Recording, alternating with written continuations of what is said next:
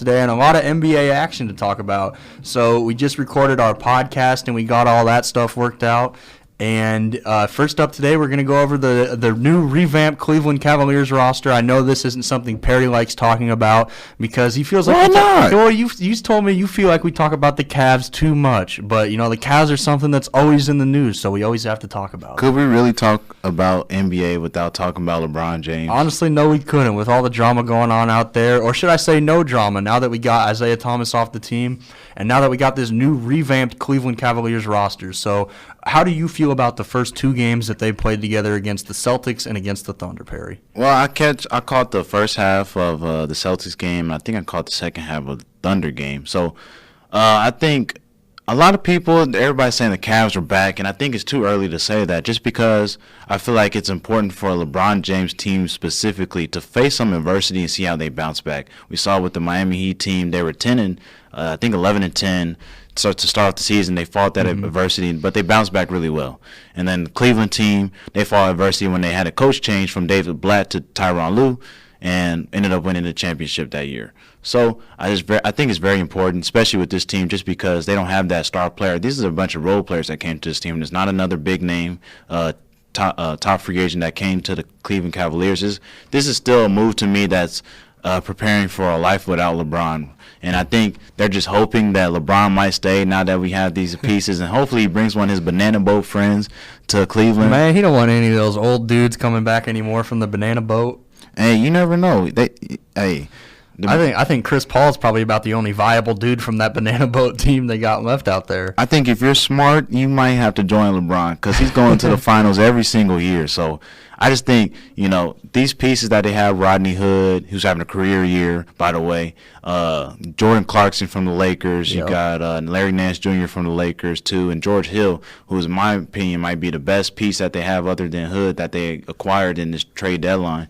I feel like a lot of people sleeping on George Hill, man. I mean, George He's a Hill, great defender. He can still ball. He's a great defender. He's only 31. I thought he was older than that when they first made the trade. I remember last year he did pretty good on Utah, and I was really impressed with his game, his three-point shooting ability last year, because he was always known to be a pretty solid perimeter defender, but he didn't quite have that rounded three-point game. And last year in Utah, he really found his stroke, he found his stride, and he was really knocking them down from downtown. And he brought that over, he carried that over into Sacramento. And he's third in the NBA this year in three-point shooting. So, I mean, George Hill's someone that can really knock it down for you and someone that can play pretty darn good defense on, let's just say Steph Curry if they make it to the NBA Finals. And then also, along with Hood, Hill, Clarkson, and Nance, they all had combined 49 points on Sunday against the Celtics. The top seed at that time was the Celtics. And I think that's very important for, how they play when LeBron's not on the court. You can still see a lot of emotion on the court, a lot of, three high fives between J.R. Smith and Jordan Clarkson. Man, I love Jordan Clarkson's new three-point gun thing he got going on after he makes it. I mean, we're seeing a rejuvenated J.R. Smith out there with Jordan Clarkson out on the floor. Hey, you know what? A rejuvenated J.R. Smith is important too. He's playing out of his mind right now. These last two games, in the game against the Celtics, J.R. Smith had 15 points, and then the game against the Thunder, he had 18 points, and he's hitting some of the J.R. Smith-like shots where he's just shooting them for no reason, like he had a Henny bottle during halftime. Yeah, I was just about ready to say that. I think him and Jordan Clarkson are both taking shots right before the game. They're taking shots on the court, and they're taking shots in the locker room too. All right, J.R. Smith, he went to the liquor store right before that and got his Henny bottle because they seem excited out on the court, man. And I've been waiting for this. And this is really what LeBron James' team was missing. You could see in Miami when he was with Dwayne Wade and Chris Bosh, plenty of fun. You saw that energy out there. You saw it even after the game, during the post-game interviews. We were surprising each other during the interviews and stuff like that. Yeah, with the water bottles and stuff. They doing the little commercial things where LeBron's got the little king suit on, Birdman coming flapping and stuff. You had Chris Bosh in the background he had big eyes in the background of all the interviews. And you can really tell that at the beginning of the season, And even when Isaiah Thomas came back for the Cavs, that there was a lot of emotion that wasn't there. It was a lot of emotion the wrong way. As my old coach liked to say, it was bad juju, and you could just see it throughout the players' faces. Anytime there's a turnover, we're not getting back or anything like that. But when I was watching the Celtics game, whenever I think Osman missed the dunk, everybody was still clapping. We're good. Don't even worry about that. Because at that point, when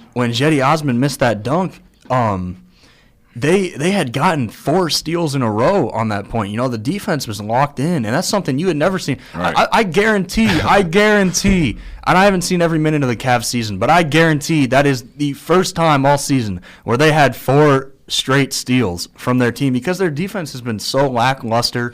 They've been so lackadaisical out there on defense, and I'm not trying to overreact, because it has been only 2 games, and I see a lot of the national media overreacting to what they've been doing, and I mean rightfully so. To beat a team like the Celtics and beat a team like the Thunder, it's not like they're going out there and they're beating the Hawks and the Mavs in the first 2 games with these new guys. They're beating some prime championship contending teams. And I'm not trying to overreact, but their defense has really looked solid, especially with, Jetty Osman out there, who, credit to what he's done out there, to survive, through both of these trades and, to kind of make a name for himself here in the last 2 weeks. And it's a shame to me that they've played the Warriors twice and their season series is already over, just because I would like to see how they would fare against the Warriors now that they have these newly acquired players with all this energy. See how they would play, because even on Christmas Day, and I believe it was Martin Luther King Day, they didn't play too well against the Warriors. And I mean, it's like the games were close, but you knew. You just knew that the Cavs wouldn't be able to do it. They didn't have that guy like Kyrie. They didn't have that closer. And I think now that they have enough pieces to where, they might be able to take a lead into the fourth quarter. They're not going to be fighting from behind against the Warriors anymore. And this is also without Kevin Love, because he has a broken hand right now. So I think it's important to remember that. You still have a great 18-10 player coming back. People forget about that too. I mean, you got their second best all-star. player. Yeah, the second best player on their team, an all-star this season, is not with them right now and is not playing with them, and they're already having all this chemistry. So, I'm looking forward to, watching Cleveland again. You kind of wanted to watch what they were doing when they had that collapse there to see, what was the problem, what was going wrong. And now you want to watch them playing, because, it's fun to see LeBron mesh with these new guys and really have a great time. Do you think this, chemistry and the way they act on the court, do you feel like it's forced, what they're doing out there right now, all the smiling and clapping, or do you feel like that LeBron and these guys that were on the Cavs before, they genuinely like these new guys that are on the team? Well, all these guys, they have their personalities, and I think that's important. And I think I heard Stephen A. say it, when Isaiah Thomas and Jay Crowder was there, we're looking at you instead of looking up to you, as these other players are, like Larry Nance Jr. Well, they kept saying, this isn't how it was done in Boston. This isn't what Brad Stevens did. This isn't what Danny Ainge did. This isn't the same culture. Well, you got to realize and you got to recognize you've only played 15 games for this team. It's not your place to be talking up to Kevin Love, who's been on the team now for 3 or 4 years. It's not your place to be doing that to a veteran like Kevin Love, who's been on this team the whole time. And that's kind of where I think, one of the reasons they went wrong is because, they had so much, craziness going on in the locker room, and so much, they're just, I don't know, they just never got along, it seemed like, with each other. And that's why I said I feel like this team, this new Cavs team has to face some adversity to really see if what you asked me, if this is real or not. Because we don't know right now. They're winning, so of course everybody's happy. So I just want to see how everybody feels when they're losing. Yeah, well, Dwayne Wade came out and said that too. He said, all is great when we won 18 of 19 and there was no issues. But as soon as we started losing again, that's where all the issues started to come up. And, I think it's been nice to see Dwayne Wade back in his hometown in Miami. Of course. I love seeing that out there. And I love how I think it was, kind of like the storybook ending, how he comes back to Miami. And the first thing he does, in that first game back, he blocks, the game-winning layup attempt, and the crowd goes wild. And I think that was just perfectly fitting for Dwayne Wade. I think it was the first storybook type of storyline since the Kobe Bryant, 60 points. I got to bring up my boy Kobe, 760. It was kind of like it was on 60 shots too. Mind 50, you. And he shot 50%. That's cool with me. But and he's 34, 35. That's fine with me. You know what? But I feel like it felt good, and that was the first time we seen something feel good like that since the Kobe thing. You know, we saw the Dwayne back in Miami, and he gets the game-winning or game-saving block to really put them over the edge to win that game. So I think it just felt good and felt right, and I think it's great to hear Dwayne Wade say that I'm not going anywhere. For the rest of my career, I plan on retiring here. Well, out of all the moves that the Cavs made, I think the Dwayne Wade one's the only one that every side was happy on. Like, every side totally agreed. You know, they traded him for that protected second-round pick, and Dwayne Wade wanted to go back to Miami. Pat Riley wanted him back. Gabrielle Union, I think she was probably the biggest one that was like, Wade, let's get the heck out of here, all right? I don't want to be in Cleveland anymore. Because their kids were still going to school in Miami, so I'm sure Gabrielle Union wanted to spend time with their kids.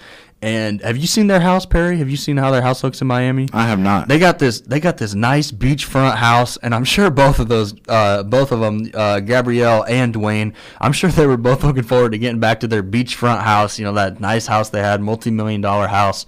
And to get back playing in Wade County again. And that's one thing that, you know, I think they kind of got LeBron's blessing on that one. And everything all worked out with the whole Dwayne Wade situation. Well, with Gabrielle Union, I think it's important to say happy wife, happy life. And I think, exactly. Especially when you're losing, he's probably coming home upset and everything's going crazy in the household. She wanted a good Valentine's Day, all right? She wanted that trade to go down more than anyone. But I think, you know, we got to get back to basketball.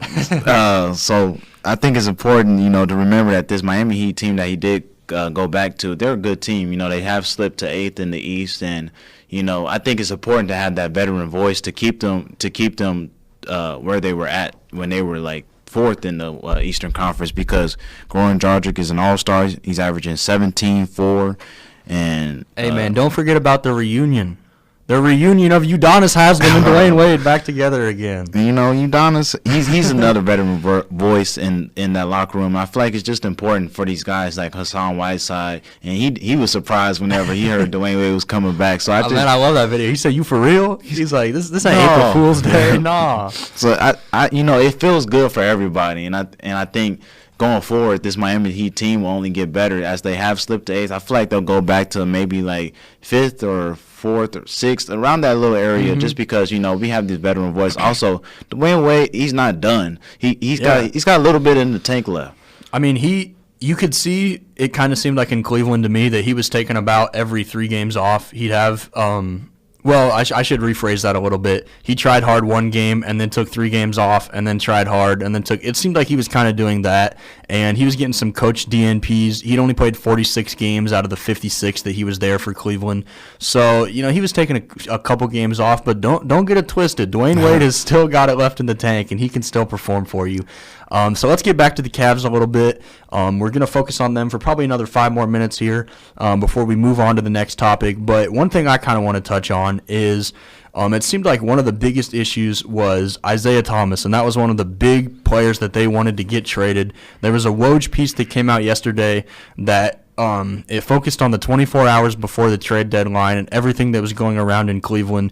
And one thing that Kobe Altman, pretty much, who's the GM of the Cavs, pretty much made for certain that their biggest goal was to get Isaiah Thomas off of that roster. Yeah, I think it was important that they did. Back to what I said, the bad juju. I think it started with him. I feel like he wasn't able to really take that, you know, sidekick spot to someone like LeBron James, because of course he's not on the same level as LeBron James. I don't care how many points you average, you're still 5'8", and you did average 30 points per game, and kudos to you. And you know, the city of Boston loves you no matter what. You might not get that tribute, but we still love I don't think he's ever getting that tribute anymore. And that's fine. And I think Rondo's not going to let him have that tribute, but that's a topic for a different day. But this man, he's averaging 14.5 points per game, and he's shooting 37.7%. That's terrible, to be honest. Yeah, especially I'm sure it goes down the further he moves outside of the paint too. And then, let me get to that. 3-point line, he's shooting 27%. Oh God! Now let me pull up Roberson's stats. Let's just go ahead and clarify what's going on right now. My man Andre Roberson is shooting 22.2%. Now, he is shooting lower than Isaiah Thomas, but at the same time, why are you close to how much he's shooting? And I'm sure Isaiah Thomas is shooting a higher volume from 3.2. I'm sure he's, jacking up more shots than Roberson is shooting, our man Roberson. So that's your man. So, I mean, if you're down there in the 20%, especially when you move out from 28, 20. As a guard. Yeah, as a guard. In today's game. in today's freaking game, when you are shooting 27% from 3 and you brand yourself as an all-star caliber player and you have that irrational confidence to be jacking up that many shots from 3, that's not something you want. I just pulled up the stats here like you were saying. He's shooting 6 threes a game and he's only making 1.3 of them. So, I mean, that's not something you want, a guy shooting 1 for 6 from 3 every game. And I think it's important. I feel like he's a smart guy. I think it's important coming off the injury. You got to adapt your game, and I feel like he can see that, he's got to be better as this player that he claims to be, that he once was. He got to be better. You can't be leading this Lakers team with those type of stats. And I think, I feel like he's happy. You can't go to the Lakers, right? You can't go to the Lakers and have a great game against the Mavericks and then turn it around and the next game get ejected because you're beefing with Rondo, all right? We don't want to see that. It's the little man syndrome. I've been saying it. It's the little man syndrome, man.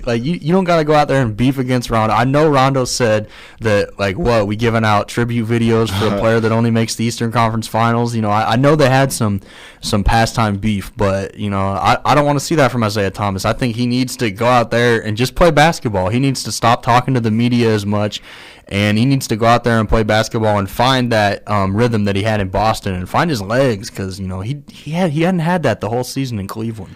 And, with Isaiah Thomas, I feel like at the end of the day, along with maybe not as happy as the Dwayne Wade trade went, I feel like it's a good place for Isaiah Thomas to lead this young Lakers team in a fast-paced offense. I feel like the way the offense was set up in Cleveland really didn't fit the way Isaiah Thomas really needed to play, just because he was jacking up all these shots and he didn't really play good off the ball at all. I could see him waving his hands whenever LeBron had the ball. You got to move, brother. And he's waving his hands by half court. You ain't getting the ball all the way out there, man. You got to be cutting. You got to be getting somewhere to get in a position to be receiving the ball and to get in a wide open shot. And for someone like Isaiah Thomas, who agrees with me that Kobe Bryant is the greatest basketball player to ever play the game, playing for the Los Angeles Lakers, that just makes you like him 10 times more. That's not true.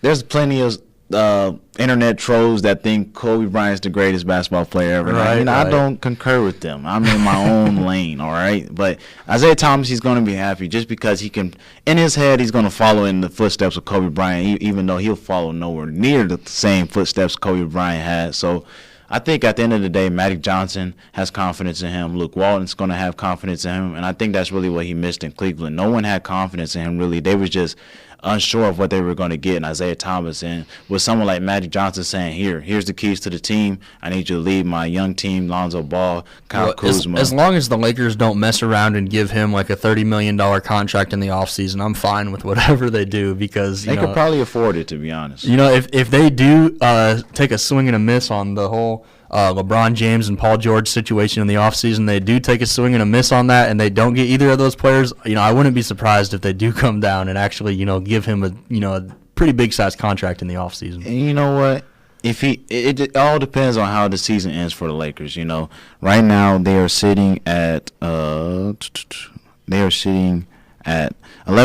11th in the West. So, they're not completely out of the playoff picture. Let's say they make a run or something. I feel like Isaiah Thomas might be the person who gets the credit for that, just because when he came to the team, they started making that run. Mm-hmm. So you never know on, what can happen with this team because, they're not playing. They don't have nothing to lose, honestly, because they're still got a bunch of young players, and we're just seeing what we can do in the offseason. That's their goal. So if they can do something in the regular season, that's gravy. Hey, they do got a little bit to lose because if their pick slides into the bottom 5, which it probably won't considering where they're sitting at right now, but if it does, the Celtics get that pick. So that's something interesting to watch. If the Lakers do struggle coming down the stretch here and teams like the Bulls or the Nets or the Mavericks or the Suns, if those teams do start winning games, then that's one thing to watch if the Lakers do fall into the bottom 5. But right now, I think they're kind of sitting pretty. I don't really think they have to worry.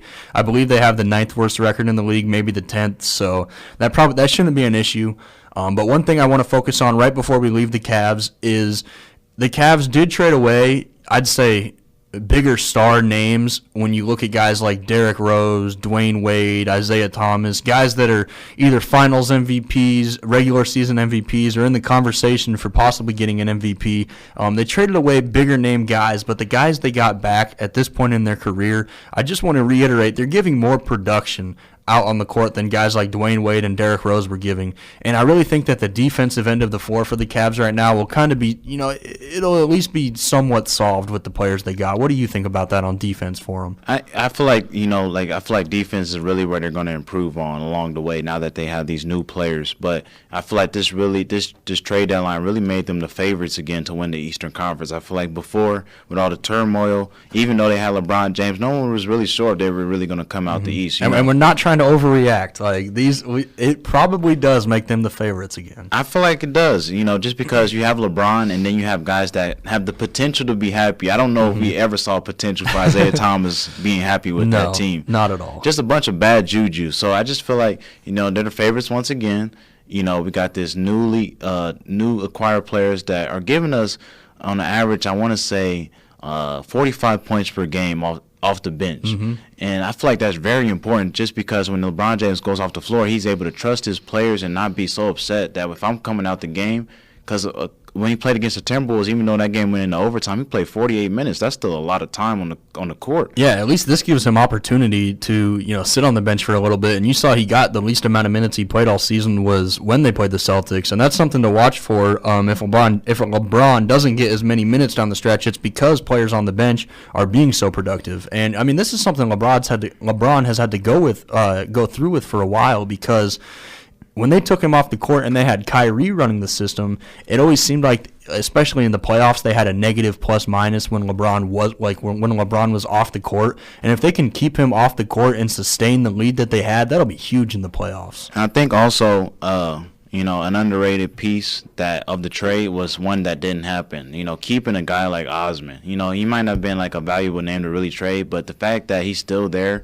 I feel like he really played his role at the beginning of the season throughout all the turmoil, and I feel like it's really starting to show because he started that game against the Celtics, and I feel like the Cavs are really trusting him as going forward as maybe that piece to really step up. He's only averaging 3 points per game and 2 rebounds, but at the same time, he's a great cutter. Well, on the flip, he's only 22. So I mean, he's young and he's on a pretty good contract, and he's 6'8" too. Yeah, he can switch and play multiple. He can switch and play defense on multiple positions, kind of like the same thing George Hill can do. George Hill's a point guard, but only sitting at 6'4". He's got a 7'1" wingspan, I believe, 7 foot or 7'1". So he's a guy that can switch and play on anything from a point guard to maybe a small ball 4 if you need him to.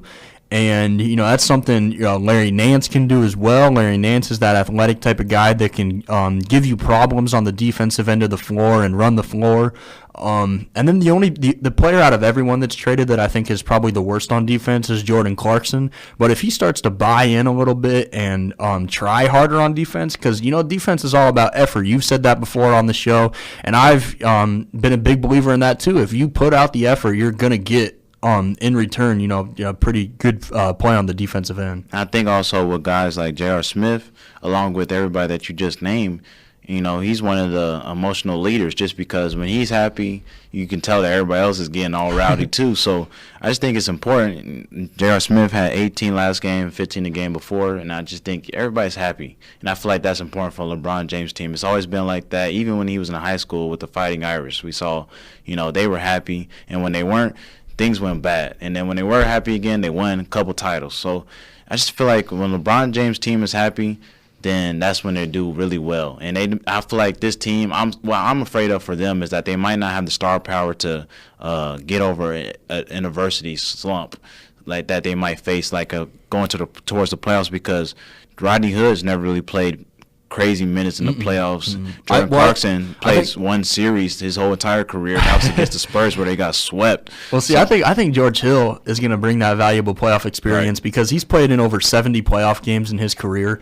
And that's the type of guy that can, he can chime in with LeBron come playoff time and be a big voice in the locker room, especially if they do happen to face adversity. We were talking, they all seem happy now, and what's going to happen when they hit a bump in the road and lose a couple games, and hopefully they can keep that, together. I think George Hill will be a big voice in the locker room and kind of calm the young guys down, because Jordan Clarkson and Larry Nance, they're used to losing. I was thinking that. All they've done in their careers lose. Even though they had Kobe Bryant on their team, it's not like the Lakers were that same team. They weren't. And I think playing with a guy like Kobe Bryant for Jordan Clarkson, now that he's played with LeBron and Kobe, that's some valuable mentorship that you can bring to your game, and that's a lot of stuff that you can add to your game. But I mean, they've never been on winning teams, so this is a whole new environment for them. This is a whole new situation, and it'll be interesting to see once playoff time comes how they perform against a team like the Raptors, who have been together. Pretty much they've stuck pat and stuck to the same team for a while now. And I think it's really important for these 4 new guys to really put in a lot of work in the second half of the season, just because that'll give LeBron James the first real opportunity to rest this year. Even though he might be playing certain games, just taking his minutes down, because I believe that he was averaging the league high in minutes this year, and that was insane for someone in his 15th year. Yeah, someone 35 out here playing that many minutes a game. That's almost unheard of, And I think it's important that LeBron gets rest before he can turn into playoff LeBron. You don't want a gassed playoff LeBron in the playoffs, because the East is getting better, to be honest. I say how bad really they are has. all the time, but they're getting better. They got Milwaukee, you got the Celtics, the Raptors. You're going to have to face one of these teams, and you're going to want a full rested LeBron, just because, you got Giannis or DeMar DeRozan or Kyrie Irving on the other side. I think this season gives the most opportunity for a first-round upset in the East. When you got the Heat sitting at the 8th seed, the Sixers sitting at the 7th seed, the Bucks sitting at the 5th seed, the Pacers sitting at the 6th seed, you got teams out there in the bottom of the East who are playoff teams that could really make a push. And I wouldn't be surprised if they upset a couple teams in the playoffs. And honestly, this year I feel like LeBron will lose a game in the first round, to be honest. I feel You think that streak will be over for once? All good things come to an end, and rightfully so. I think with this team, they don't have enough and to just blow past a team in the first round of playoffs, along with the East getting better. So let's say, and right now as it sits, they're playing the Pacers in the first round, and they haven't beat the Pacers all season. And Oladipo, he's only getting better. He's first-year All-Star, and along with Miles Turner, Lance Stevenson, they just got back too. So. I see if they do go. Hey man, I want to see Lance Stevenson against LeBron in the playoffs. Good thing you mentioned that. I almost forgot about him. So it'll be nice to see that rivalry again. And Lance Stevenson at home is a different player than Lance Stevenson away. Lance Stevenson at home was a bad man. So I feel like, the potential, if they do face the Pacers in the first round, I feel like the Cavs will lose a game against Indiana at Indiana. I feel like that's a great possibility. I hope we get some more blowing in the ear action from Lance to LeBron again. I'd love to see something like that. LeBron doesn't want that. Yeah, he doesn't. That's what I'm saying. LeBron doesn't. Lance will get in his head. Lance will make him dance, man, as they like to say, all right? This is Lance. Lance has been coming up from New York, coming up from a big scene in New York. He's the all-time leading high school scorer in New York. So, and you've seen that a little bit in the NBA. He can do some things, and he can really get it going. So, I kind of hope the Pacers stay at that 6th seed, because I wouldn't mind seeing them against the Cavs sitting at the 3rd seed in the playoffs. And, we might just see that just because, I won't say that these spots are locked, but I feel like the East, there's not a lot of teams that really make a run unless you're like the Celtics or the Cavs. None of these teams are really making like a Utah Jazz type of streak, which the Utah Jazz are on an 11-game win streak right now, which is insane for the team that they have. And you don't really see that from any of the teams in the East, really, unless you're like a top-tier team. So I really don't see maybe the Heat again, now that they have Dwayne Wade, really making a run like that in the East, to be honest. Yeah, and I think until someone knocks off LeBron in the playoffs, you have to still consider them the favorites. When he's made it to as many finals as he has in a row, I think until someone knocks him off, they still have to be the favorites, even though the Raptors are sitting pretty at 41-16 right now.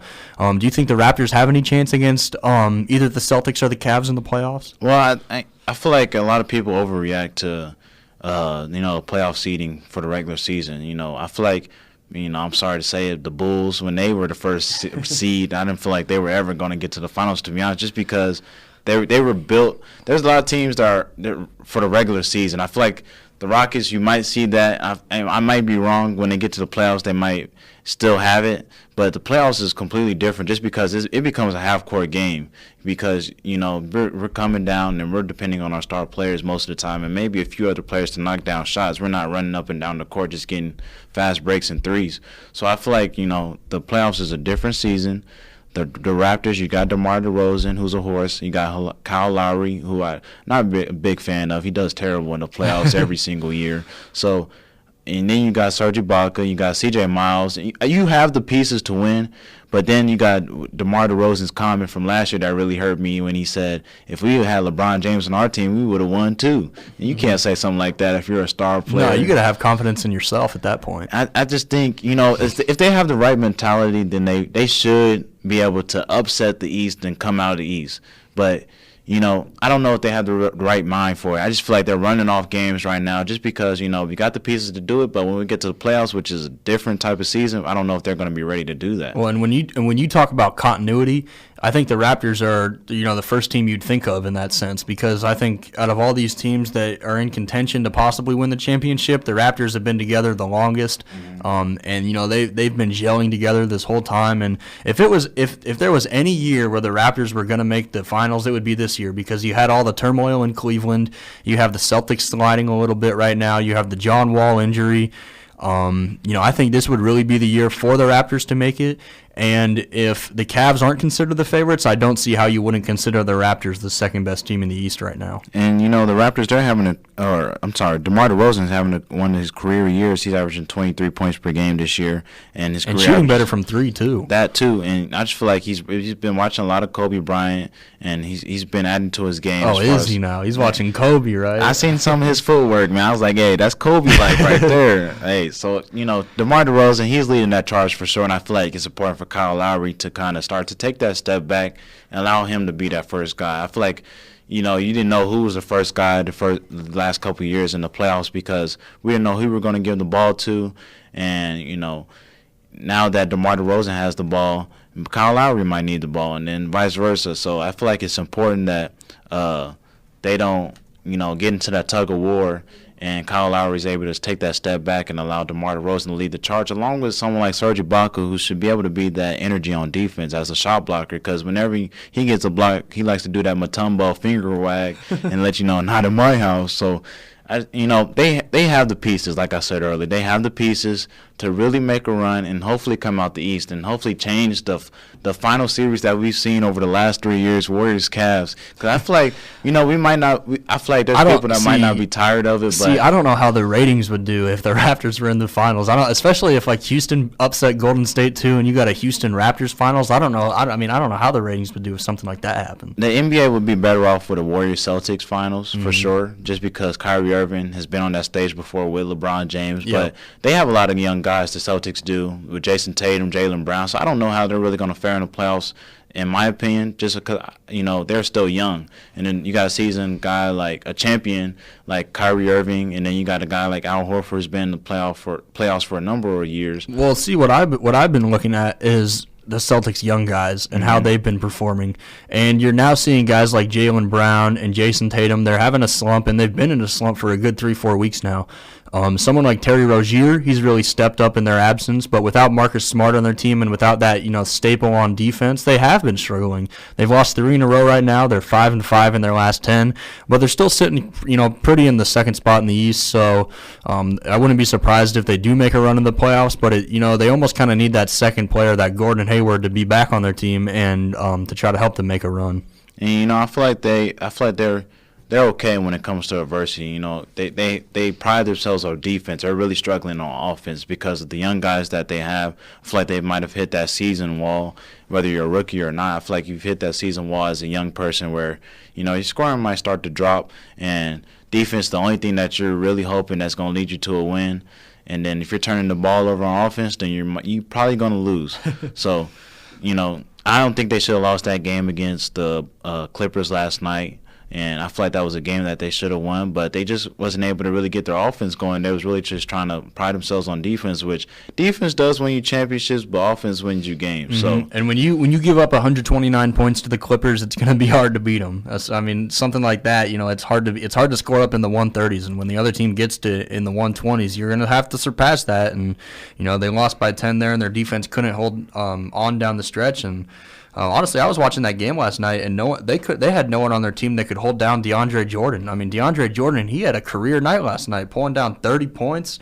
Tobias Harris had 21 points. Danilo Gallinari, I think he had 20 points. So it seemed like everyone on the Clippers was really gelling last night, and it's nice to see a new look team like that, much like the Cavs, find success in their new roster. And I feel like, this really shows that what I said whenever we drafted the All-Star teams, that Al Horford was picked last, all right? And this is why, because he gave up 30 We don't know that he was picked last. I think it's evident. And I feel like we have enough evidence. When you're in a court case, do you have enough evidence to prove the defendant wrong? Yes, you do. So the defendant is Al Horford, and he is now wrong because he gave up 30 and 13 to DeAndre Jordan, who doesn't even know if he's supposed to be on the team or not. You should be able to take advantage of him. But in all seriousness, I feel like Al Horford needs to really step it up on defense, because I feel like he does struggle against the big centers in today's game, just because when he goes against someone like DeMarcus Cousins, he's going to struggle. He shouldn't have to struggle against someone like DeAndre Jordan, who doesn't shoot anything outside the paint. So I don't know. I don't know what's going on, but I really feel like last night proved to me that he is the last pick in this year's All-Star game. Well, we're not too sure about that, but yeah, I wouldn't be surprised if he was, to be honest. I was thinking Kevin Love was all along, and he might have been, but I wouldn't be surprised if Al Horford was too. So we're going to move it on a little bit from that. We're trying to go commercial free from the 4 o'clock to the 5 o'clock hour and play no songs for you guys. So we're going to have it all basketball for another 19 minutes here, about 19, 20 minutes here. We're going to keep talking about basketball and move our focus towards a new thing we got coming this week, and that's going to be our Team of the Week focus. We haven't thought of a great name for it yet. Right now we're just going to call it Team of the Week, and that's going to be a team that's not necessarily in the top of the standings, and it's not going to be a team that a lot of the national media really focuses on, but they're doing quite well, and they have a lot of pieces that are looking to be big for them in the future. So Perry, who is your Team of the Week this week, and what is your team that's doing pretty good this week and you want to shed some light on? Well, before I say it, if you guys do have a name, if you're listening, go ahead, send it to us, tweet at us at Droppin_Dimes1 on Twitter. Go ahead, send us your names for this segment of the show. But my Team of the Week is going to be the Utah Jazz for sure, just because they've won 11 in a row. You got, my opinion, the Rookie of the Year, Donovan Mitchell. He's a rookie. He's averaging 19.6 points per game. And then you got Rudy Gobert, who, he's been fighting injuries this year, but you can really see him pulling it together. Then you got Ricky Rubio having a great year, who's averaging 12 points per game and 4 rebounds and 5 assists. And while that doesn't seem like a lot, it's important for this team chemistry. And when I watched the game against the Warriors where they blew them out by 30, make no mistake, that wasn't a fluke. They were moving that ball, and the Warriors were not making shots. And how about Quinn Snyder, man? How about a coach like that on the Raptors or on the Jazz? That's something we needed to see from them, and he's got everything out of his players right now. Definite candidate for Coach of the Year, and I really feel like also it was important that they made that trade for Jay Crowder, because he seems really happy there, and he said that his dad played for the Utah Jazz whenever he was there. So getting a guy that's really planning on buying in before he even steps foot on the court is really important for a team like that. Yeah, I want to see a Mavericks or a Celtics Jay Crowder. I don't want to see a Cleveland Jay Crowder, and that's what we did see. The first game he played for him, he had 15 points, so he did perform for the Jazz coming back, and he looked good on both sides of the floor too. And then you also have guys like Alec Burks and Joe Ingles, who've been there for a while, and they're still putting up their numbers that they contribute to the team. So I just really feel like that's my Team of the Week, just because they're running off games, and I don't feel like anyone ever expected them to go on 11-game win streak. I sure didn't expect that. So I feel like they could really make a run for the playoffs right now.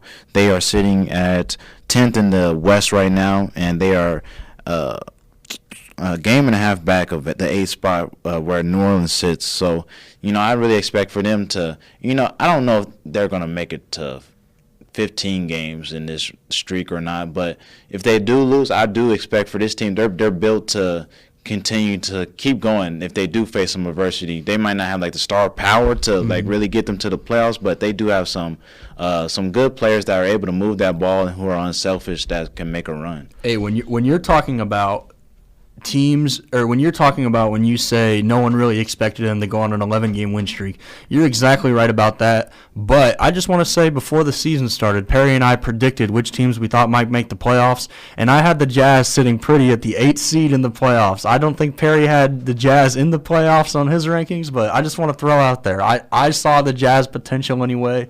I was kind of thinking in my mind it'd be more of Rodney Hood making the big jump, and he did, averaging 17 points a game like he has been this year. But, I did not see this coming from Donovan Mitchell, and the Jazz have just been on such a hot streak over the last 11 games, and it's not bad teams that they're beating either. They have beat a couple bad teams, like you saw last night, beating the Suns by 10, but they beat the Spurs, they beat the Trailblazers, and they've actually beat the Spurs twice, too. They beat the Warriors by 30. We talked about how the Raptors had been on such a hot streak. Well, the last team they lost to was the Jazz, none other. And the Jazz have just been on such a hot streak lately, and it's been nice to see all of their pieces flow nice together. You got Joe Ingles. I saw over that streak, he's been shooting 60% from three, which almost seems like I just made that up, but I honestly really didn't. Over that 11 games, he's really shooting 60% from three. So that's definitely a candidate to be snubbed on the three-point contest for someone like Joe Ingles, but they really have all their pieces moving ever since Rudy Gobert came back from that injury. And, with someone like Donovan Mitchell, who had 24 last game against Phoenix, and then 25 against Spurs and 27 against the Trailblazers, I don't think anybody – I feel like that was what a city like Utah needed. They haven't really had a great player since, like, Gordon Hayward, and, even though that was last year. But, they haven't really had that piece that they were really trusting in to really lead the way since, like, the Karl Malone and Stockton days. But I feel like this is really a piece that they can really build around, hopefully attract some free agents, and maybe trade some of their other players for it, just because, we might be able to build something around this young guy.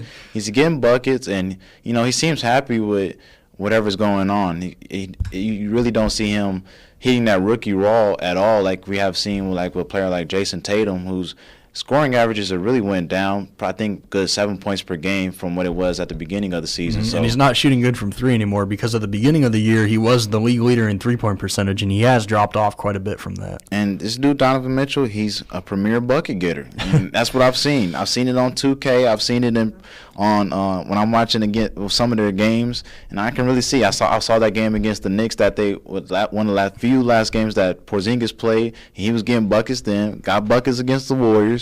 So just plenty of buckets from that young man, and I feel like this is really a piece that they can really build around. Yeah, and especially when, I've seen a resurgence, somehow I've seen a resurgence of Ricky Rubio, something I never thought would happen with him. But last week he had two 30-point games, which is something I never thought I'd be saying, that Ricky Rubio had two 30-point games in a week's time.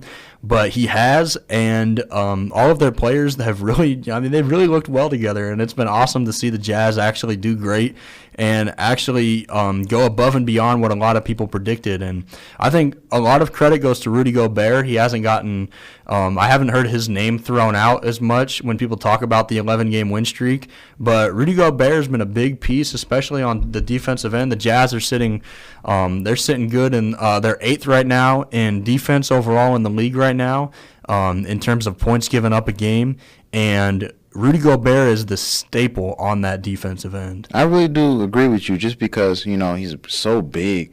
He's 7'1", and I'm pretty sure he has an 8-foot wingspan or it's whatever. Something crazy, I know. Insane. I can't even put it into numbers. So that guy, he's averaging 12 and 10 right now, and he's also averaging 2.3 blocks. Yep, 8-foot wingspan. I just looked it up. So. Hey, I know something about wingspan. I got a long wingspan myself, but he's for sure the leader of that defense for the Jazz. Last game he had 17 rebounds, and then Rudy, and then game before that had 12 and 11, which it might seem like a drop-off, but that's still double-digit rebounds. We might not get that from a guy like Al Horford, who shouldn't be in an all-star game. So I just think Rudy Gobert, when he's healthy, he's a bad man. Because hold up. I don't want to hear any more Al Horford hate. This has been enough Al Horford hate for one radio show right now. Did we say the disclaimer? I don't think we did, to be honest. We might have to, after we play a song, we might have to pull up the disclaimer again. Hey, that's fine with me. Look, Al Horford, I'm not a big fan of yours. And you're a great player, but at the same time, I'd rather have Rudy Gobert. That's my point. Okay. But Rudy Gobert, when he's healthy, that's a great player to have on your team. I feel like he's another rare breed of the big man who don't really shoot that three that much. If he does, it's because he has to. And, other than that, he's shooting maybe a mid-range every now and then, but he's usually catching oops and getting offensive rebounds and putting them back in. Yeah, and I want to reshift the focus again on Donovan Mitchell, like you were talking about earlier. You said he's your leading candidate for Rookie of the Year, right? Yes. So why do you feel that he's your leading candidate for getting an award like that over someone like Ben Simmons? Because, of course, Ben Simmons, I feel like the true rookie thing to me is a factor in this because he's played with LeBron James over the summer. I feel like that really helped his game. And, in my opinion, I don't think it really matters. Like I know he didn't. I say he didn't play any games last year, so I just feel like in my opinion he's a true rookie. I don't think any of that that BS red shirt stuff. It's not like he played any games. It's not like he got that NBA experience. I know he may have played a couple practices with these guys, but this is his first season in the NBA, and he's doing everything he can out there. Okay, aside from the true rookie thing, Donovan Mitchell is like the leader of this team. I feel like with 76ers, that Joel Embiid is the leader of this team, and then you also have Ben Simmons. You don't really hear, Ben Simmons is putting up numbers, and shout out to him. He had a triple-double last night. So 6-1 of the season, man. Hey, he's a bad man. I'm not saying that. I feel like, of course, I feel like he's the only other person that could be the Rookie of the Year. I feel like Kuzma's dropped off from the Rookie of the Year conversation. Mm-hmm. It's like he's still good, but he's not really in the conversation. Right. I think it's really just those two guys, just Donovan Mitchell and Ben Simmons are in the conversation. And I feel like this 11-game win streak has really solidified his case for Rookie of the Year just because he's been at the forefront of it all, and he's one of the, if not the only, one of the few rookies that's had multiple 40-point games this season.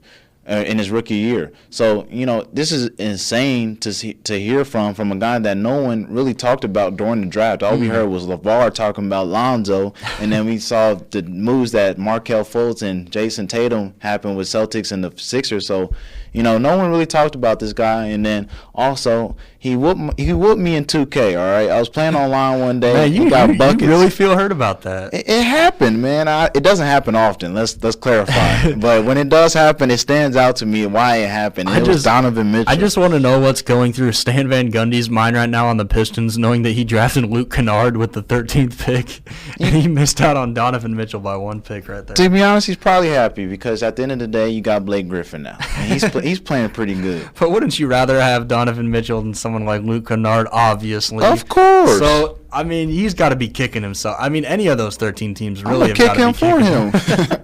Any of those 13 teams, they got to be kicking themselves. They missed out on a player that, you see has so much potential in his game, and he has potentials to make multiple All-Star games here come in the future. And I think winning does play a factor in winning Rookie of the Year. And for a guy that's averaging, let's just say, I know right now he's averaging about 20 points a game, 3 rebounds, and 3 assists. So let's say he keeps up what he's doing, and by the end of the year, let's say he averages 22, 4, and 4, and the Jazz make the playoffs. I think if something like that happens, that Donovan Mitchell will win and should win the Rookie of the Year.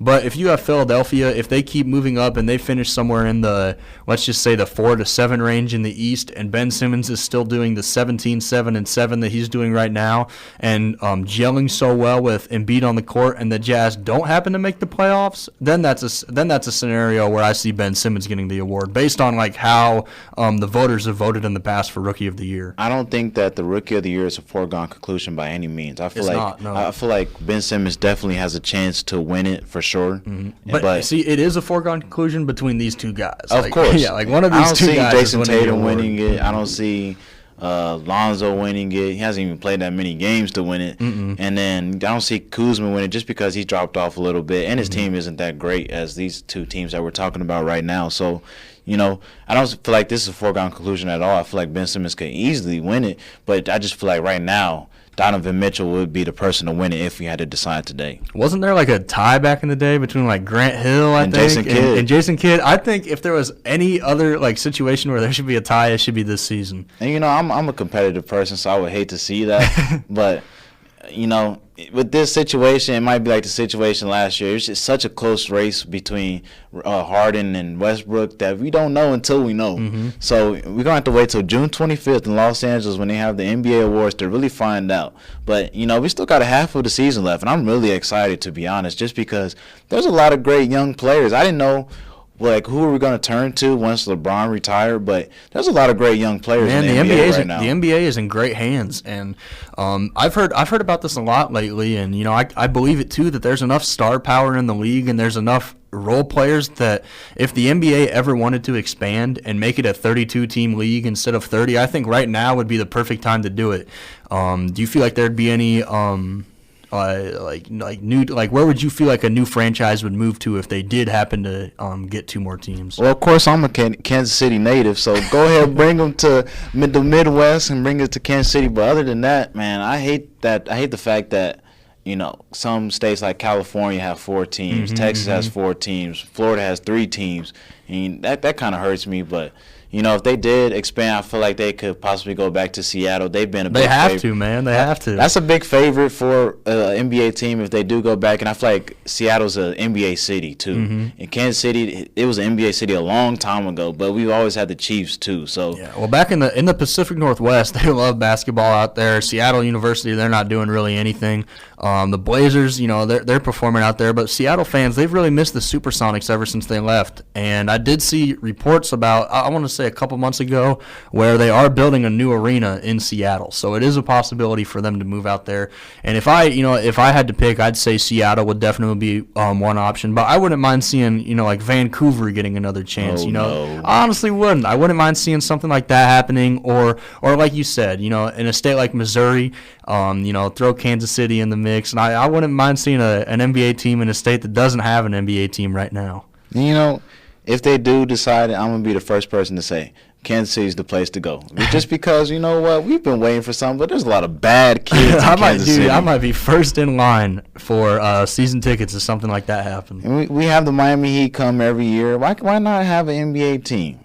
Why not? We got the Sprint Center. It's a beautiful place. I don't know where these NBA players are going to stay. There's a lot of bad places in Kansas City. But, Kansas City, it's got a lot of room for NBA players for sure. Yeah, and I got a recommendation. I want to say to any NBA player that happens to be stopping through Kansas City, they got to hit up Go Chicken Go because that's where all the quality indicators, man. Hey, no quality indicators at all. But all I got to say is they got some great food out there. Go Chicken Go. So I'm saying if they ever do get a team out there in Kansas City, I know where there's going to be a line of NBA players waiting. We got the Plaza. We got a lot of places to come if you are in Kansas City for sure. So, Kansas City, if I'm a biased person, so maybe I'm not the person to be talking to about this, but Kansas City and Seattle are my 2 biggest places for an NBA team to go to. Yeah, and there's definitely enough talent, like I mentioned before, and like we both mentioned before in the NBA, where there is a possibility for them to expand.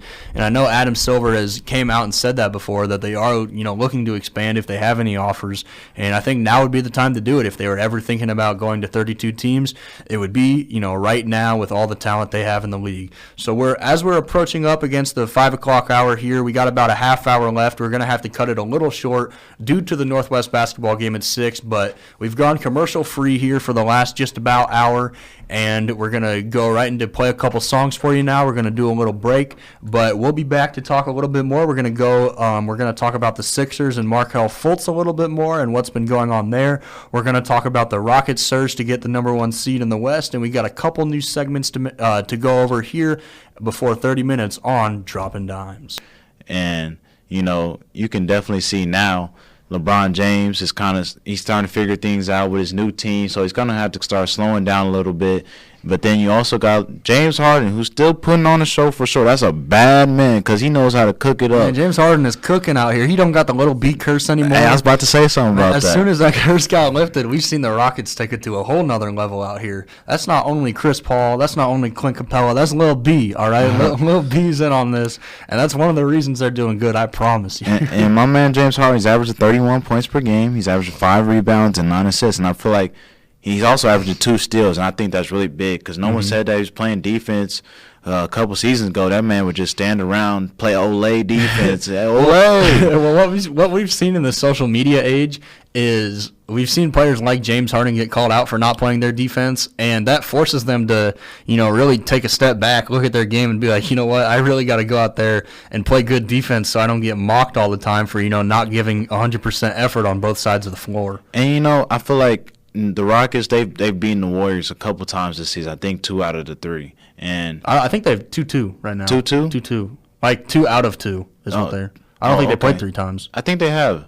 I think the Warriors won once whenever KD or Steph Curry wasn't playing. Klay Thompson had a big game. I'll look it up right now for you. You keep talking. Klay Thompson had a big game, and they won that game. I'm pretty sure because I was at Buffalo Wild Wings. I was like, wow, they're about to win this game. Yeah, you're right. They won by 10. They won by 10 on January 4th. I knew something, man. Hey, just trust in me sometimes. I got you, all right? What kind of wings did you have that night? I had honey barbecue. Can't say where I got them from. That's a quality indicator. That's true. That's true. But, the Rockets – They really shown that Mike D'Antoni, that type of style of offense was built for this team. Now that they've also acquired someone like Joe Johnson, and along with Gerald Green that they acquired earlier this season, this team is really getting better. I know we were talking about it over social media. We were talking about how good this team is, and you were saying that this team could beat the Warriors. I was like, slow down. This team is no joke out here right now. And I was like, this team is built for the regular season for sure. Like I said, the playoffs is a totally different animal as opposed to the regular season. In the playoffs, the game really slows down and becomes a half-court game, which is where you need someone like James Harden to really step up consistently to really lead your team. When you see them live by the 3, die by the 3 that the Houston Rockets do, it's never really worked out in the playoffs for them. And one thing I did give you credit for on social media is I was like, Perry, you're exactly right. Chris Paul has always struggled in the postseason. James Harden's always struggled in the postseason. And Mike D'Antoni's teams have always struggled in the postseason because a Mike D'Antoni team has never gotten out of the second round. We saw, Steve Nash, it kind of looked like he might have been able to do something there with their team, and they had Amari Stoudemire and Sean Marion back on the Suns back in the day. And, they could never really get anything going in the playoffs. So Mike D'Antoni, Chris Paul, James Harden, they've always struggled in the playoffs. And this is going way back, too. This is going back to James Harden's college days. James Harden, when his team made it to the NCAA tournament, he only had 6 points in that first round game, and he was averaging over 20 points a game that season. So it's always been something. I don't know if it's just a mental thing with James Harden, but once it hits the playoffs, and especially as we move forward in the playoffs to the second and third rounds, it seems like James Harden has never really had, his game's never really been on point. And, that's even something that you saw last year when they played San Antonio. He couldn't, after that first game when the Rockets won by over 30, James Harden just couldn't get it going anymore. And, I feel like, he's just wearing down. He says he likes to play all the games because it's basketball. He loves basketball so much. He wants to play every single game. Mm-hmm. And I feel like resting is important in some cases. I feel like sometimes it's over-exaggerated, but for some cases like James Harden, who's averaging 31 and 9, he's putting a lot of energy into winning games in the regular season, which in turn can hurt him in the playoffs just because, there's not anything left in the tank usually, and you got to really depend on someone like Eric Gordon to really help you out in the playoffs. And I feel like we saw that last year when, we still saw James Harden having good games against the Thunder in the first round, but then whenever they give him a win against the Spurs, James Harden did his best magician act and just disappeared. But, they got Chris Paul now, so that should help. And then they also have Gerald Green and Joe Johnson, like I said earlier. And they should hopefully make some runs to go ahead and in the playoffs be able to sustain some of the stretches where James Harden doesn't do as well because he's doing so well in the regular season. It's like Mike D'Antoni said before the season started. He said no matter what happens and no matter who's out on the court, you're going to get 48 minutes of Hall of Fame point guard basketball. And when James Harden's not on the court, I think Chris Paul is, a pretty darn good substitute running that Houston Rockets bench and really leading that second unit out there. Something on the Rockets that I've just found so surprising is I don't know how Gerald Green wasn't on an NBA team for the first half of the season, because we're looking at a dude that's he's out here, he's shooting 40% from 3 this season, which is insane. He's averaging 13 points a game. And he's done all this, and he's played in 21 games for the Rockets. So it's not like this is a super small sample size. He's getting up there in the amount of games he's played. And he's a guy that fits this Houston Rockets system perfectly. If we're talking about running guns, shooting threes, athletic dude who he can really still throw it down. I'm seeing kind of a flashback of some Brooklyn Nets Gerald Green out there. Well, like you said, it's a run and gun offense. I feel like the free-flowing offense really helps someone like Gerald Green. And also, I feel like with Gerald Green, he's not like a problem person, but when I look into his eyes, when I look through the TV and I look through his eyes, I see a ghetto player. And not most teams want a ghetto player, but for some reason, the Rockets wanted this ghetto player. I love that dude's braids more than anything. And that's one of the telltale signs. You're right. But, He's really flourished. I think you said he's averaging 14 points since he's came to the Rockets. Mm-hmm. Now that he's on there, and you can really see him having fun because he's able to shoot the three, and we're okay with that. We're not. Mike D'Antoni's not going to say something to him for doing a pull-up three. To be honest, I just looked at some random games. I picked the Cavaliers game where they blew him out 120-88, and they shot the team as a total. The Rockets, they shot 19 for 51. That's a lot of damn threes, all right? And then you got the Lakers. Now I looked at that game. That was 17 for 48. That's a lot of damn threes. And then I looked at the Warriors, and then that game was 17 for 51. You want to say it for me? So they're chucking them up there. That's a lot of damn threes. That's a lot of damn threes. The Houston Rockets, they're really throwing them up from deep, but that's exactly what Mike D'Antoni wants them to do out there. And, and it's working. That's the crazy thing about it. Teams are starting to get tired, and they're starting to hit that wall of the season where we're starting to slow down. But the Rockets, we're just going to keep shooting threes because that doesn't put as much wear and tear on our body. We're not really going for the offensive rebound. We're just getting we're hoping to get the rebound, throw it up the court, and hopefully somebody hits that shot. Well, they're getting that with Joe Johnson out there because Joe Johnson, ISO Joe back in the playoffs, man. If Joe Johnson gets to the playoffs, and, honestly, I think in Utah he looked kind of washed in my opinion this season. He never really found anything going. Last year he was having a great year, especially against the Clippers in the playoffs, but I think Joe Johnson has been pretty washed this season, and I think against the Rockets, I think he can, find a new stride, find a new rhythm. He's played one game for him, and he had 9 points. So, we already see in, a super, super small sample size that he can get it done on a team like the Rockets. And I feel like he's a level head, and, you don't expect that with someone like Gerald Green or maybe even like Eric Gordon, because he might be kind of quiet in the locker room. But I feel like ISO Joe, he's a level head. He's a veteran who's been in the playoffs for a number of years with Atlanta and Phoenix. And, he's going to be calm, and he's also going to do his job at the same time. You can expect for him to produce on both sides of the equation. So I just feel like it's important for him to be able to kind of help D'Antoni coach these guys during the playoffs for sure, to help them be able to sustain some certain runs where, like I said, James Harden's not going to be doing too well. Chris Paul doesn't always do too well in the playoffs either. So I think it's just important to have as many voices as you can in that locker room during certain times, especially when you're in the West. Mm-hmm. And in your opinion, do you feel like those voices in the locker room might help out in the playoffs and might, help them beat the Warriors? Like, what are your chances, do you think the Rockets have of beating the Warriors in a 7-game series? Well, I feel like it could definitely. I feel like it could easily go 7. I said the Blazers just only needed one more piece, and they could easily go 7. So I feel like the Rockets could easily go 7. I don't. They got that one more piece, man. They got Clint Capella out there. Well,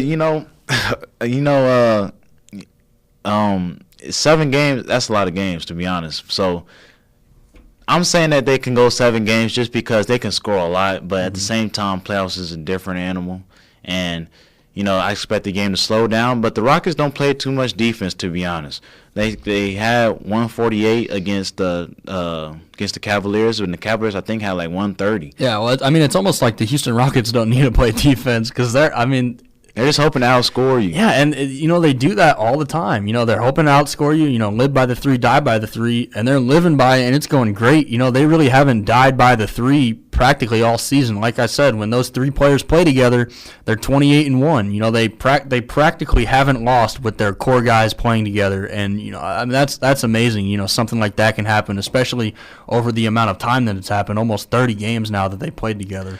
And I feel like defense is really, this is where I see the Celtics excelling in. Defense is going to it's going to help you a lot for sure in the playoffs, just because the game. Or someone like the Jazz that you were saying before. I think maybe if the Jazz went up against the Rockets in the playoffs, they might be able to give the Rockets some fits, especially down low. And they might be able to win the game just because they pride themselves on defense, and that's one of their focal points when they come into a game. We want to make sure we play defense. I don't feel like the D'Antoni's really telling his team, we really need to lock down. We just need to get. He just says, play your best defense and let's get it and shoot it. So I feel like if they do go against the Warriors, which I really hope they do in the conference finals, because that would be a show for sure. I think everyone hopes that'll happen. If that does happen, I feel like it could possibly go 7. I feel like it's more of a chance of it going 6, just because I don't see anybody guarding that man Kevin Durant. I feel like James Harden hasn't really shown me enough in the playoffs. Even when he was with the Oklahoma City Thunder, he kind of struggled in that finals against LeBron James and the Heat. And I don't know how Harden really does in these big moments against certain big name teams. You bring out a good point, because it didn't even cross my mind like who on the Rockets is going to guard Kevin Durant. But when you look down the Rockets roster, they don't have that lockdown defender, because Trevor Ariza's not the same player he used to be. Joe Johnson's not the same player he used to be. Ryan Anderson. Ryan Anderson, I think his post defense is underrated, but on the perimeter, I don't really know how Ryan Anderson would be able to keep up with Kevin Durant and the moves that Kevin Durant's making out there. Luke Richard and Bob Mute, I don't really see him playing super lockdown defense. So you're exactly right. You bring out a great point. It's not going to be necessarily an issue with the Warriors guards, because they're kind of going to even each other out. Chris Paul's going to get his, James Harden's going to get his, and then Clay and Steph, they're going to get theirs. But I think the deciding factor in the series, when you're looking at it, comes down to not only bench play by both teams, but how effective Kevin Durant is against the defenders on the Rockets that they got. And then one game where they went against the Warriors, January 20th, Kevin Durant had 26 points, and 26 points is a big difference in the playoffs, in my opinion. The Rockets did win that game by 8, but in the playoffs, that could be a big difference, because when it slows down and there's only 100 points being scored, 26 points is a fourth of those points. So we've seen Durant do that in the past. So and then I'm looking for the other game where they went against the Warriors to see if Durant played. They won that game also 122-121. I believe that might have been opening night, and Kevin Durant had 25 and 7. Yeah, he missed that. He made that buzzer beater, but it didn't count. Didn't count. Buzzer, But then also in that game, Draymond Green had 9, 11, and 13. So the Warriors just have a lot of weapons that you are almost for sure are going to produce. And I don't know what Chris Paul's capable of, because he's never been to the conference finals ever in his career, which is insane for a player of that caliber. We're talking about one of the best point guards of all time, who's never even made it to the conference finals. So you mentioned, or you talk about someone maybe like John Stockton, one of the best point guards of all time, who could never win a championship. Chris Paul, he's never even gotten in the round before the finals. So that's something amazing to think about. But I feel like the Warriors have enough to win it in 6 games that they were in a series with the Rockets, just because they also play very great defense, and Kevin Durant has been one of the leaders on that defensive end for the Warriors. He's an underrated defensive player of the year candidate, especially leading the team in blocks like he does. And that's why, honestly, right now, if I had to pick a player out of anybody in the NBA, I would pick Kevin Durant, just because. I think him and Paul George will be a great race down the stretch to see who's going to win that award. I think maybe if Rudy Gobert had played the whole season, that then he might be in that conversation too. But there's not a center this year. Like normally, you might see a center win the award, but there's not a center this year that I feel like is really dominating. And Kawhi's out too, so. If there was any year for Durant to win an award like that, it'd be this year. So it's pretty crazy to see Durant's how far he's come on the defensive end, because he never used to be known for his defense at all, and now you see coming down the end of the shot clock and you get to switch on Durant, he'll lock you down for sure at the end of that possession. And he's very long, and just getting those block shots, and also with I feel like they play really good switching. I don't feel like I said earlier in the show, we're talking about Steph Curry. I feel like when he switches down the stretch of a shot clock, I feel like he's underrated as a defender, just because he's able to hold his own for that period of time, whether it's like 5 or 6 seconds. He's able to hold his own, but for a good 24 seconds to hold one player, he's going to struggle. But as a team, the defense for the Warriors is very good just because they're able to communicate and they're so versatile. Someone like Draymond Green who's able to guard 1 through 5, along with maybe even someone like Kevin Durant. He's really tall and kind of slow, but at the same time, he's able to guard a lot of positions just because of his length, and just communication is just very important. I feel like they've built that as they've been together for 2 years, those 4 players. They really built that. And then you got all these other players like Nick Young, who I don't see ever playing the passing lanes with the Lakers, but he's playing the passing lanes with the Warriors. Yeah, he's bought into that system that Steve Kerr has out there, and he's bought into everything, and he's done a pretty outstanding job for him. And I like I said, I got the Warriors in 6. Let me just say that, but at the same time, I still do see what you were saying, that the Rockets, they'll give them fits for sure. I'm not going to say by any means it's going to be a sweep, because there's going to be games where, James Harden's going to put you over just because he's a bucket getter, a premier bucket getter, as I like to say. But, James Harden, and then you got one guy named Christopher Paul. He's going to get you some buckets as well. And you got Clint Capella starting to come into his own as well. I'm about to look to see how much he's averaging, but he's a horse in himself. He's able to play 15 and 8, man. He's putting up 15 and 8. So. And he's starting to get really good at that pick and roll. Him and James Harden. You can see James Harden throwing little nutmegs to him, throwing oops, and he's just playing his role. Well, also on the pick and roll defense too. Clint Capella he's really found a great defensive game, and he's a center that who can even switch on to some taller forwards if he wanted to down the stretch. So Clint Capella's not a horrible defensive player, and if we're talking about anyone on the Rockets that can lock down a big man, Clint Capella is definitely going to be your guy. I really do agree with that. And then you also got like Trevor Ariza, who's able to, like we say, he's not who he used to be, like with someone like the Lakers. And he was a great defender. He can still hold his own, but he's not what he used to be. Yep. And then you got Gerald Green buying in, and also someone that's underrated that we really don't talk about, PJ Tucker. He's a body on the court who's also going to give you some production, but well, it was the same way on the Raptors last year too. Coming off that Raptor bench, he provided a lot of spark for them, and he did. Honestly, even though the Raptors kind of struggled in the playoffs, he had an okay playoff series against Cleveland, and he hasn't been doing that bad this year. And I really like to see someone like PJ Tucker excel in a role off the bench and excel for a championship team like the Rockets, and that's exactly something that they need. But when we look at the overall race for first place in the West right now, I think it all comes down to the play of Draymond Green, because I feel like Draymond Green is the motor for the Warriors, and I feel like when Draymond Green's going, I feel like the Warriors are going.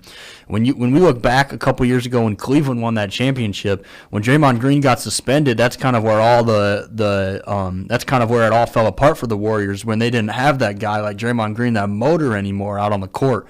So I feel like all in all, it all comes down to the play and of Draymond Green and how much he's going to buy in this year in the playoffs and start excel in the playoffs. And defensive player of the year reigning. I never saw Kevin Durant get ejected till he went to the Warriors and joined Draymond Green. So you could see him really rubbing off on his teammates, like instilling a fire in every one of the players. And that's important for a championship team, just to be that guy. We saw it with Dennis Rodman on the old Bulls. You saw it with Ron Artest on the 2010 Lakers. You always have that person that's really the emotional leader. You really didn't see. Kobe Bryant's the leader of the team, but you also got that crazy guy that's next to you. So you just always know that's that one guy that's gonna get us up whenever we're struggling. So you say, hey, Ron Artest, Meta World Peace, you get over here. And I just know that Draymond Green's gonna always, he's gonna always keep that team intact no matter what's going on. Just because DPOY, man, that stands out no matter who you are. So if the defense is breaking down, you always know that you got someone like Draymond Green that's gonna really bring you back up.